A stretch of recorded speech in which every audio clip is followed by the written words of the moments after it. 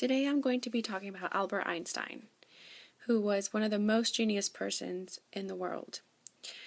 Most humans are known to be using an average of 10 to 13% of the brain, while Albert Einstein used 24, which makes him kind of a superhuman. And now many scientists are trying to study his brain. When Albert Einstein died, scientists stole his brain to cut it open and study it. It all began when he was born on March 14th, 1879, in Woltenberg, Germany. He was born into a Jewish family who raised him well. During his early education, Einstein had trouble in speech skills. He had difficulty in speaking, in which he would pause and think about what he would have to say next. He loved to write all the time. One of his first writings was about his first encounter with a compass at the age of only 5. And the other writing of himself was when he was only 12, which was when he was first encountered with a geometry book, in which he read over and over and over again. Writing was one of his best skills. Albert Einstein loved to write. While writing, he would listen to classical music along with orchestra. He also loved to play the violin. He was basically raised in a educated middle-class family. One of Albert Einstein's working duties was as a clerk in Switzerland. At this time, he received his doctorate's degree in physics. He was so young that he received this doctorate's degree because he was so smart.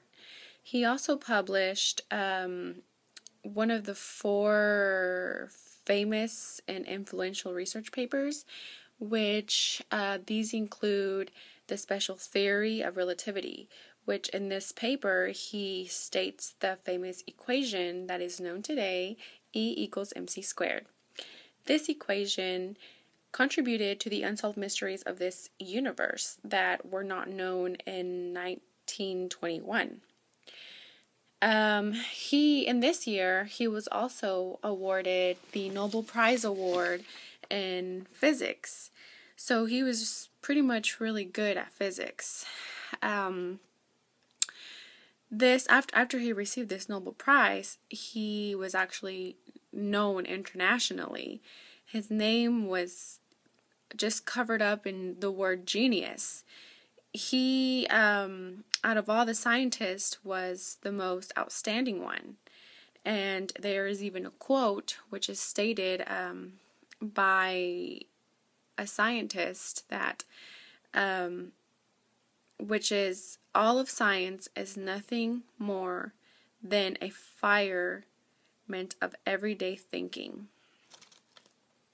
So after he received his Nobel Prize, Einstein decided to move to the United States in 1933.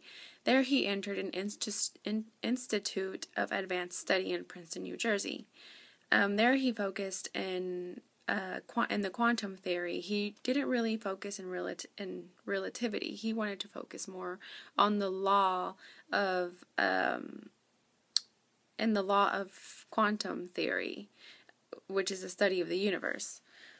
His equation led to good and bad things. For example, his equation contributed to the development of the atomic bomb. At this time, Einstein asked for help from President Roosevelt to see if he could receive funding for Albert Einstein's studies, but sadly he was refused all this funding. So basically Albert Einstein studied all on his own. He kind of worked his way through all his studies and all his experiments. He was so intelligent and so smart in every single way that he was even offered to become the president of Israel, in which, of course, he denied this offer.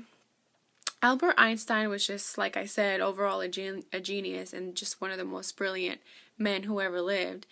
Everyone in this world still questions how there could possibly be a man this smart, and that even at his death, which was in April 18, 1955, Einstein's brain was removed, like how I mentioned in the beginning of my speech. But back to this, it was actually moved by Thomas Harvey, which was a doctor there at the hospital where Albert Einstein died. He removed Einstein's brain and decided that he wanted to study it to see how different it was from the other humans. And according to studies today from Florida Southern University, their scientist Falk, she is a scientist and a researcher, she shows how Einstein's brain's overall size and asymmetrical shape are normal, but the cortex and this somatosensory are, and the primary motor were all different and extraordinary. So we can tell how, actual parts of his brain were actual different than ours. So he was just such an amazing person that contributed to this world and to the science world of biology and physics.